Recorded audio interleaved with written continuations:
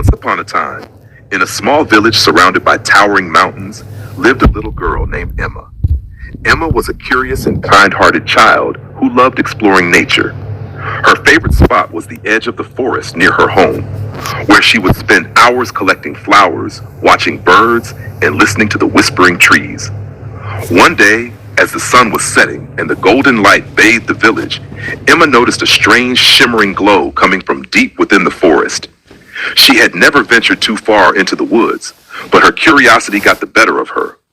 Holding her tiny lantern, she tiptoed into the forest, her heart beating with excitement and a hint of fear. As she walked, the glow grew brighter.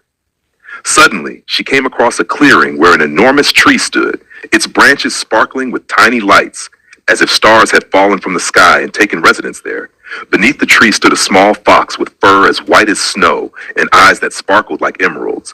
"Welcome, Emma," the fox said, its voice soft and melodic. Emma's eyes widened in surprise.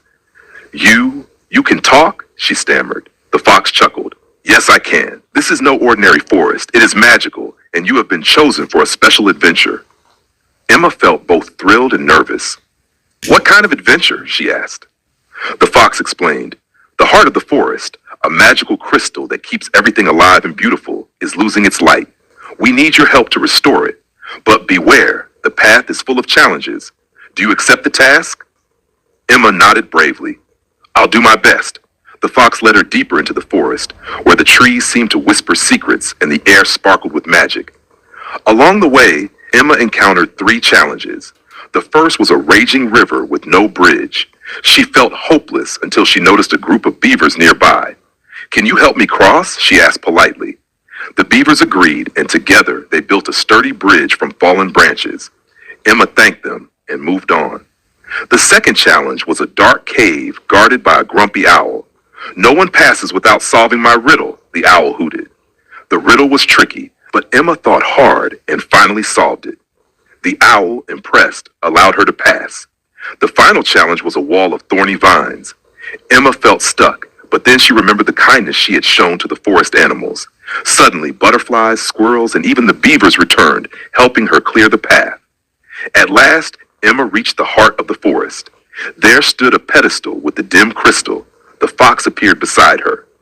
"The crystal needs your courage and kindness to shine again," it said. Emma placed her hands on the crystal, closed her eyes, and thought of all the good memories and love in her heart.